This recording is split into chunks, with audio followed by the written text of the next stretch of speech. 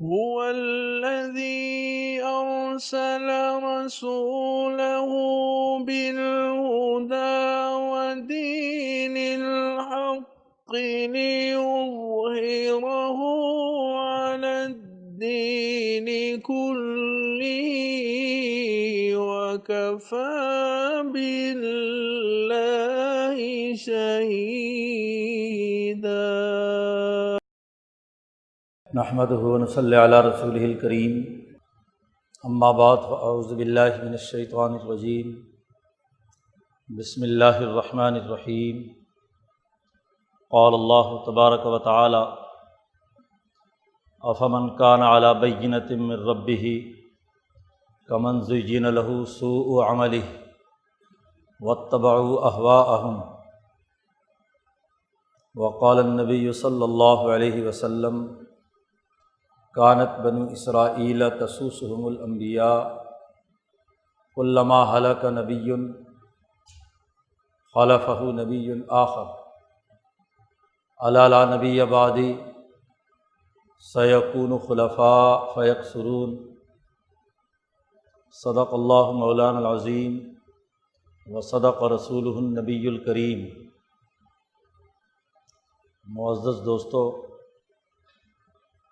دین حق جو نبی اکرم صلی اللہ علیہ وسلم پر نازل ہوا ہے، اس کی بنیادی خصوصیت یہ ہے کہ اس کے ماننے والوں پر اللہ کا یہ خاص انعام ہوا ہے کہ وہ جو نظریہ، فکر اور عمل اختیار کرتے ہیں وہ واضح دلائل و شواہد اور ایک مکمل علمی اور مربوط نظام کے تحت ہوتا ہے۔ امام شاہ ولی اللہ فرماتے ہیں کہ اللہ کا دین محض اندازے اور گمانات کی بنیاد پر قائم نہیں ہے، بلکہ دین کے تمام امور اس کے بنیادی مقدمات اور امور ہیں، بنیادی ایک نظام فکر و عمل ہے، اور وہ واضح دلائل و شواہد پر مشتمل ہے۔ دین کے علاوہ جتنے افکار و خیالات ہیں وہ محض اندازوں اور گمانات پر مبنی ہیں۔ اس لیے قرآن حکیم نے فرق اور امتیاز بیان کیا ہے ان دو جماعتوں کے درمیان جو غزوہ بدر کے موقع پر ایک دوسرے سے ٹکرائی تھی۔ یعنی ایک طرف صحابہ کی جماعت 313 اولو العزم لوگ ہیں، اور دوسری طرف مکے کے ان مشرکوں کا 1000 کا اجتماع ہے۔ ان دونوں جماعتوں کا جو بدر کے مقام پر ایک دوسرے سے ٹاکرا ہوا، اور اس حوالے سے قرآن حکیم نے ایک پوری سورت نازل کی ہے جس کا نام سورۃ محمد صلی اللہ علیہ وسلم، سورۃ محمد بھی کہتے ہیں اسے، اور سورۃ القتال بھی کہتے ہیں۔ تو اس سورۃ مبارکہ میں اللہ پاک نے ان دونوں جماعتوں کا موازنہ پیش کرتے ہوئے کہا ہے کہ افمن کان علی بینۃ من ربہ، کیا وہ لوگ جو اپنے رب کی طرف سے واضح دلائل و شواہد کی اساس پر ایک مکمل نظام فکر و عمل رکھتی ہے، وہ جماعت کیا اس جماعت کے برابر ہو سکتی ہے کہ جو صرف خواہشات کی پیروی کرتے ہوئے اس کے ناقص اور ادھورے اعمال اس کے لیے خوبصورت بنا کر پیش کر دیے گئے، اس کے اپنے غلط اور کوتاہ اعمال وہ اس کو بہت اچھے اور بھلے لگتے ہیں۔ محض اندازوں، محض خیالات، محض اٹکل پچو کی بنیاد پر کوئی کام کیا جائے اور اس ناقص اور ادھورے کام کو وہ بہت اچھا کام سمجھے، سوء عملہ، اپنے عمل کی تمام تر خرابیوں کے باوجود زین لہ، وہ عمل اس کے سامنے بہت خوبصورت اور اسے بھلا لگے اور وہ اس کا اسیر بن جائے، کیا یہ دونوں جماعتیں آپس میں برابر ہو سکتی ہیں؟ اور پھر اس جماعت کی جس کے سامنے اس کے برے اعمال خوبصورت اور مزین نظر آتے ہیں، اس کے بارے میں کہا کہ اصل بات یہ ہے کہ واتبعوا اہواءہم، کہ یہ لوگ اپنی خواہشات کی پیروی کرتے ہیں، یہ کسی سسٹم کے تحت نہیں چلنا چاہتے، کسی سوچے ہوئے نظام کے مطابق نہیں چلنا چاہتے۔ خواہشات کی پیروی کا نتیجہ یہی نکلتا ہے کہ ناقص، ادھورے اور ناکارہ اعمال ان کو انسان اچھا سمجھتا ہے، کام خراب کر رہا ہے لیکن سمجھتا ہے کہ میں بہت اچھا کام کر رہا ہوں، کام ناقص اور ادھورا ہے اور وہ سمجھتا ہے کہ میں نے کامل اور مکمل کام کیا ہے۔ قرآن حکیم نے دوسری جگہ پر بھی کہا ہے کہ کیا ان لوگوں نے گمان کر لیا ہے کہ یہ اپنے برے اعمال کو اچھا سمجھ کر کام کرتے ہیں، حالانکہ وہ برا ہے، حالانکہ اس میں خرابی موجود ہے۔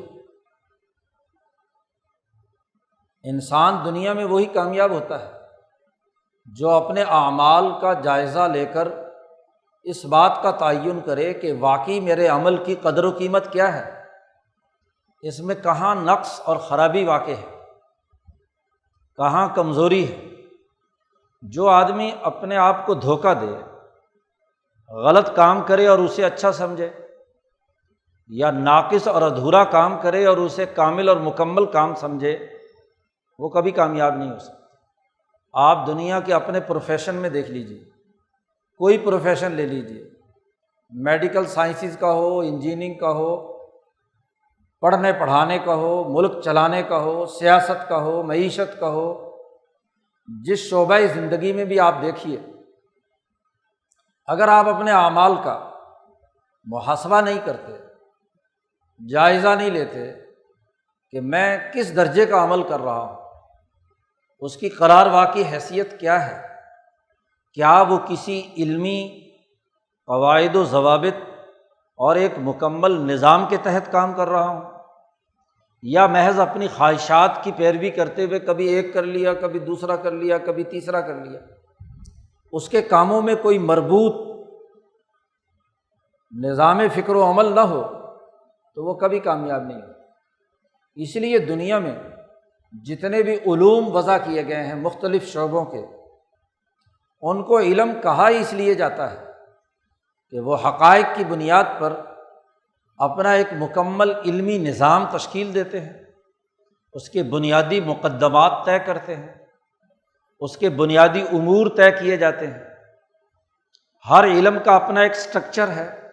اپنی ریکوائرمنٹ ہے، اپنے اپنے شعبے کے اعتبار سے، اور پھر اس کے مطابق اس کا ایک مکمل نظام وجود میں لایا جاتا ہے کہ کون کون سے کام کس کس ترتیب اور کن کن اصولوں کو سامنے رکھ کر طے کرنے ہیں۔ کوئی بھی ڈاکٹر اپنے میڈیکل سائنسز کے بنیادی اساسی اصولوں اور قواعد سے انحراف کر کے دوائی نہیں لکھے گا، نہ مرض کی تشخیص کر سکتا ہے۔ کوئی انجینئر کسی بلڈنگ کا تجزیہ، کسی اپنے پروفیشن سے متعلق جتنے بھی امور ہیں، بجلی والے ہوں، الیکٹریکل انجینئر ہوں، میکینیکل ہوں، سول کے ہوں، تو اپنے اپنے شعبے کے جو بنیادی مقدمات اور امور ہیں ان کو سامنے رکھ کر ہی تحلیل و تجزیہ کرتا ہے کہ اس عمل کی کیا قدر و قیمت ہے، یہ میں نے علمی اور فنی طور پر صحیح کام کیا ہے یا غلط کیا ہے، کیا گیا کام کس نوعیت اور معیار کا ہے۔ اہل علم ہی اس بات کو جانتے ہیں، اور جو جاہل صرف اینٹیں لگانے والا مستری ہے، ایک کمپاؤڈر ہے، ایک لیب ٹیکنیشین ہے، وہ کبھی ایک تجربہ کرتا ہے، کبھی دوسرا کرتا ہے، کبھی تیسرا کرتا ہے، اس کے کاموں میں کوئی علمی ربط اور اس کے کاموں میں کوئی بنیادی ربط اور نظم نہیں ہوتا۔ وہ کیف متفقہ جو بھی جیسا چاہے دو گیسوں کو ملانے سے دھماکہ ہو جائے، خواہ بڑی لمبی دیوار بنانے کے بعد گر جائے، اس سے کوئی غرض نہیں۔ اسے تو صرف کیا ہے، اینٹیں تھاپنا ہے اور عمارت کھڑی کرنے کے لیے اپنے خیال کے مطابق، اپنی خواہش کے مطابق اس نے چیزوں کو تعمیر کر دینا ہے۔ یہ فرق ہے، قرآن حکیم نے دونوں کے درمیان یہ فرق بیان کیا ہے۔ اب مسلمان جماعت کی جو بنیادی خصوصیت بیان کی گئی ہے وہ یہ کہ علی بینۃ من ربہ، وہ اپنے رب کی طرف سے واضح دلائل و شواہد اور ایک مکمل نظام فکر و عمل کے تحت اپنے تمام کام سر انجام دیتے ہیں، سوچ سمجھ کر علمی نظم و ضبط اور قاعدے کے مطابق کام کرتے ہیں، وہ دین کے نظام کے مطابق انسانی معاشرے کو ترقی دینے کے مطابق اپنے تمام اعمال سر انجام دیتے ہیں۔ اور ایک طرف وہ ہیں جو اپنے کسی عمل کا جائزہ لے کر کوئی غور و فکر نہیں کرتے کہ یہ ہمارے تمام امور علمی، فکری، عملی، سیاسی، معاشی، سماجی یہ ایک دوسرے کے ساتھ مربوط ہیں یا نہیں۔ اسی غزوہ بدر کے موقع پر ایک طرف جنگ کا وہ طریقہ تھا جس میں ہجوم ہے، ایک مجمع ٹوٹ پڑتا ہے بغیر سوچے سمجھے، بغیر کسی نظم و ضبط اور بغیر کسی کمانڈر کی ہدایت لیے ہوئے، جیسے مکے کے یہ مشرک 1000 آدمی، صرف نام کا سربراہ ہے ابو جہل، اور وہ بھی زبردستی گھیر گھار کر لا رہا ہے سرداروں کو، سردار آنے کے لیے تیار نہیں ہے، خوف زدہ ہے کہ کہیں محمد صلی اللہ علیہ وسلم کی وہ پیشین گوئی پوری نہ ہو جائے جو ہمارے قتل کے بارے میں انہوں نے صحرا میں کی تھی کہ صحرا میں یہ لوگ قتل ہوں گے۔ تو وہ کسی ڈسپلن کے نہیں ہیں، اور ایک طرف 313 کی جماعت ہے کہ حضور صلی اللہ علیہ وسلم اس کو ایک منظم طریقہ کار کے مطابق جنگ کے لیے تیار کرتے ہیں، مختلف صفحے بنا کر پوری حکمت عملی کے ساتھ جنگ لڑتے ہیں۔ تو ایک طرف علی بینۃ من ربہ، پوری تنظیم، نظم و ضبط کے ساتھ، کوئی چلایا گیا تیر اٹکل پچو سے نہیں مارا گیا، ہدف کے مطابق، کوئی نیزہ پھینکا گیا وہ بغیر اس کے نہیں کہ ایسے اندازے سے لگا دیا گیا ہو، ٹارگٹ بنا کر مارا گیا۔ تلوار چلائی گئی تو تلوار دو بدو، لڑنے والے ایسے نہیں بس گھما رہے ہیں تلوار، کسی کو لگ گئی نہیں تو اپنی توانائی تو ضائع ہو رہی ہے نا، ایسا نہیں، بلکہ ٹھیک ایسی جگہ پر تلوار لگے کہ جو چلائی گئی ہے وہ اپنے نشانے پر جائے اور جس کو لگایا گیا ہدف کو وہ 2 ٹکڑے کر دے۔ تو ایک طرف علی بینۃ من ربہ، تمام اعمال ایک مربوط سسٹم، ایک واضح دلائل اور شواہد کی بنیاد پر ہے، اور ایک وہ عمل ہے کہ اس کے اندر کوئی نظم و ضبط نہیں، کوئی ترتیب نہیں، بد عملی ہے، ہلڑ بازی ہے، ہجوم ہے، ایک مجمع ہے، کوئی ترتیب نہیں، انتشار کی حالت ہے، اور وہ اپنے اس انتشار پر بڑے خوش ہیں کہ واہ جی واہ ہم نے بڑا تیر مارا۔ یہ مکے کے 1000 آدمی اس بات پر بڑے خوش ہیں کہ ہم نے 1000 آدمی جمع کر لیے دوسروں کے مقابلے میں، ہماری اپوزیشن بڑی مضبوط ہے، 1000 آدمی ہیں اور وہاں 313 ہیں، اب تو ہم ان کو کیا شکست دے دیں گے۔ اور اس طرف 313 ہیں وہ منظم ہیں، وہ اپنی ایک تنظیمی طاقت رکھتے ہیں اور اس تنظیمی طاقت کے تحت ایک کردار ادا کرتے ہیں۔ مسلمان عقل مند ہوتا ہے، باشعور ہوتا ہے، علی بینۃ من ربہ، اپنے دین پر، اپنے علم پر مکمل گرفت رکھتا ہے۔ حضرت الامام شاہ ولی اللہ دہلوی رحمۃ اللہ علیہ نے علم اسرار دین جب متعارف کرایا یا اپنا فلسفہ و فکر حجت اللہ میں مرتب کیا تو اس علم کے فائدے بیان کیے ہیں کہ اس علم اسرار دین کے لوگوں کو کیا فائدے ہوں گے۔ ان فائدوں میں سے ایک فائدہ یہ بیان کیا ہے کہ اس علم کو حاصل کرنے والا علی بینۃ من ربہ، اپنے رب کی طرف سے واضح دلائل و شواہد اور ایک سسٹم کے انداز میں دین کو سمجھنے کی اہلیت پیدا کر لے گا۔ اس سے اس میں یہ بصیرت اور یہ صلاحیت اور شعور پیدا ہوگا کہ وہ تمام چیزوں کو اپنے اپنے مقام پر رکھ کر ایک مربوط نظام کے تحت، ایک واضح دلائل و شواہد کے تحت، اپنے رب کے واضح حجت کو سامنے رکھ کر وہ دین کو سمجھنے کی اس کے اندر اہلیت اور صلاحیت پیدا ہو جائے۔ ہر دور کے محققین، علماء ربانیین، انہوں نے اسی بنیادی سوچ اور فکر کو سامنے رکھ کر بات کی۔ آپ جتنے بھی دین کے شعبے ہیں ان تمام کا جائزہ لے لیجیے، کوئی مفسر قرآن جو محقق بھی ہے وہ کبھی بھی قرآنی تفسیر میں تفسیر کے بنیادی مقدمات اور اصول سے ہٹ کر کبھی گفتگو نہیں کرے گا۔ اس کی بات چیت اور گفتگو اس علمی تفسیری نظام کے تحت ہوگی۔ کوئی بھی محدث حدیث کی تشریح کرتے ہوئے علم حدیث کا جو قاعدے اور ضابطے اور اس کا سسٹم ہے اس سے ہٹ کر گفتگو نہیں کرے گا۔ کوئی فقیہ کسی فقہی جزیے کو، کسی ذیلی اور ضمنی قانون کو، کسی حکم کو اس وقت تک واضح نہیں کرے گا جب تک کہ اصول فقہ کے بنیادی قواعد و ضوابط کے مطابق نہ ہو۔ کوئی گرامر، عربی گرامر کا ماہر نحو و صرف کے کسی قانون اور ضابطے یا کسی جملے کو اس وقت تک نہیں بولے گا جب تک کہ وہ ان قواعد و ضوابط پر پورا نہیں اترتا۔ یہ دین کی بنیادی خصوصیت ہے۔ صوفیاء میں سے کوئی صوفی تصوف کے حوالے سے روح کی تکمیل اور اس کے تزکیے کے حوالے سے کوئی جملہ اپنی زبان سے نہیں نکالے گا جب تک کہ علم تصوف کے بنیادی قاعدے اور ضابطے کے مطابق نہ ہو۔ جاہلوں اور احمقوں کی بات نہیں ہو رہی، جیسے جاہل نام نہاد ڈاکٹر بے وقوفی سے جو چاہے مرضی دوائیاں لکھتا رہے، کوئی بے وقوف اور ادھورا انجینئر یا کوئی مستری اور مزدور وہ اپنی مرضی سے جو چاہے مرضی کرتا رہے۔ جاہل صوفیاء، جاہل علماء، جاہل علم کے نمائندوں کی بات نہیں ہو رہی کہ بظاہر علم کے دعوے دار ہوں لیکن جاہل ہوں، تو وہ گفتگو کریں تو ان کی گفتگو میں تو کوئی ربط نہیں ہوتا، اس کے کاموں میں کوئی ربط نہیں ہوتا، وہ فضول اور لغو ادھر ادھر کی باتیں بولتے رہتے ہیں۔ لیکن جو آدمی اس تمام چیزوں کو جانتا ہے علمی طور پر، وہ تمام قواعد و ضوابط کا لحاظ رکھتا ہے۔ ایک شاعر جب شعر کہتا ہے تو شعر کے لیے جو بنیادی اوزان، جو ایک مستقل علم عروض وضع کیا گیا ہے کہ قافیہ کیسا ہونا چاہیے، حرف روی کیسا ہونا چاہیے، شعروں کے درمیان تناسب کیا ہونا چاہیے، ان تمام چیزوں کا لحاظ رکھ کر ایک ایکسپرٹ جو ہے وہ صحیح شعر کہے گا۔ اور ویسے تک بندی کرنے والے تو بہت سارے ہوتے ہیں، اس کو شاعر تو نہیں کہا جا سکتا۔ یہی حال تمام علوم کا ہے۔ تو مسلمان عقل مند ہوتا ہے، علم والا ہوتا ہے، باشعور ہوتا ہے، علی بینۃ من ربہ، واضح دلائل کے مطابق کام کر رہا ہوتا ہے۔ اب دین کا اگر یہ بنیادی کانسیپٹ ہے دین کے حوالے سے، تو ذرا ہم اپنے 200-250 سال کے کرتوت دیکھیں مسلمانوں کے، جو اس بر عظیم پاک و ہند میں 200 سال انگریز کی غلامی کے اور 70 سال اپنی پوری اجتماعی زندگی کے، کہ ہمارے اعمال، ہمارے افکار، ہمارے خیالات، ہماری تقاریر، ہمارے بیانات، ہماری گفتگو کیا علی بینۃ من ربہ ہے یا زجن لہم سوء عملہ،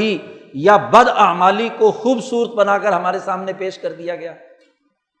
200 سالہ غلامی کا پورا زمانہ اٹھا کر دیکھ لیجئے